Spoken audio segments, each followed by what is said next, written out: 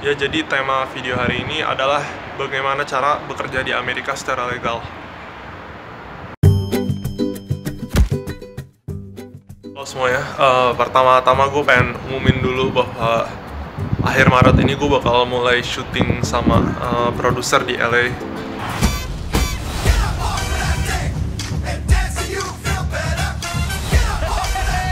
Kayak mini web series gitu tapi bahasa Inggris ini, jadi bakal menarik ya, tolong ditunggu.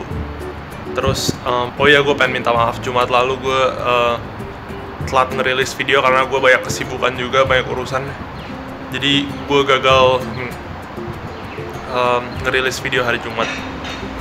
Udah, itu sih pengumumannya. Nama gue Gabriel Baki. Banyak orang datang ke Amerika untuk belajar, untuk sukses, sama seperti gue. Namun biaya hidup di sini mahal banget. Cheetos $2,5, makan keluar minimal $15, taksi $50, apartemen $3.400. Sekali weekend aja biasa keluar $100. Itu 1,3 juta rupiah. Gimana tuh duit kagak habis?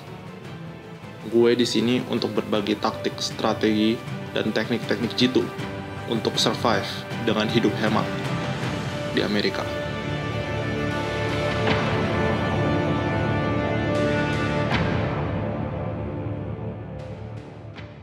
Jadi hari ini gue ada 6 cara, tapi gue nggak akan bahas secara dalam-dalam, secara teknis. Gue kasih tahu secara umum aja. Nanti yang secara lebih detail gue bakal kasih di video lain mungkin. Yang pertama itu lu harus punya green card. Green card tuh menandakan bahwa lu warga negara Amerika. Ada banyak sekali cara dapat green card. Contohnya beberapa, lalu nikah sama orang sini, atau enggak lu harus kerja di sini selama 5 tahun. Asylum, jadi misalnya negara lu lagi dalam krisis dan Amerika nolongin lu gitu. Tapi ada banyak cara, atau green card lottery yang bisa dicari di internet. Tapi sebenarnya banyak banget cara ya, ini gue cuma bahas beberapa. Cara kedua adalah cara yang paling umum, H-1B visa. H-1B visa tuh visa kerja secara umum.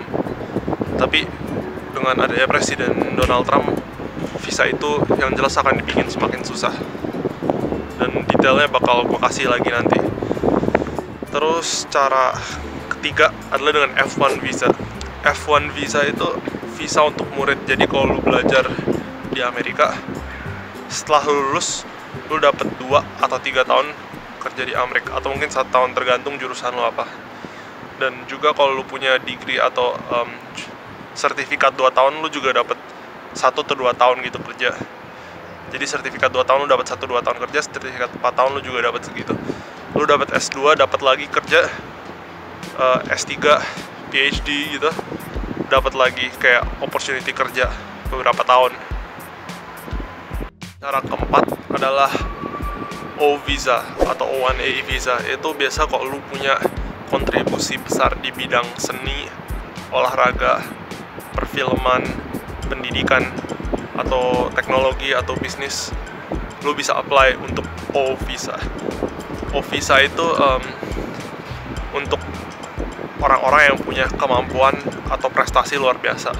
Contoh orang Indonesia yang pakai ke Amerika pakai O visa itu Agnes Monica.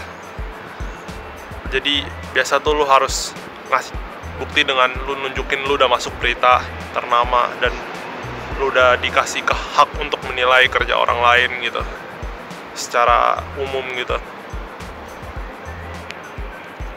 Yang berikutnya, yang kelima adalah L visa. L visa tuh untuk lu yang bekerja di sebuah perusahaan yang punya cabang atau punya kantor pusat di Amerika dan lu mau dipindahkan ke kantor tersebut. Jadi secara umum itu.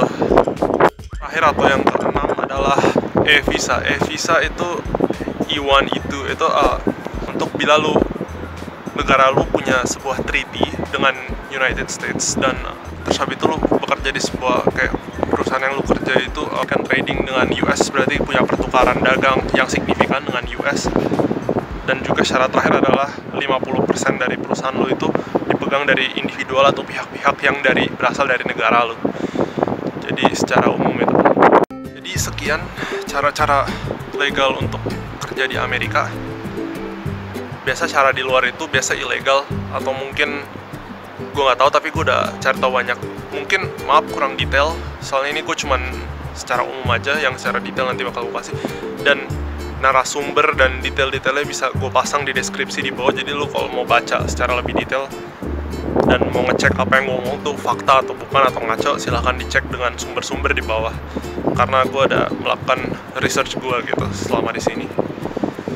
Terus ya kedepannya kita bakal masuk ke topik-topik yang lebih detail juga. Kita bakal wawancara orang Indonesia yang berhasil kerja di Amerika, ceritanya gimana dan caranya gimana dan sebagainya. Jadi stay tune dan tolong subscribe. Terima kasih.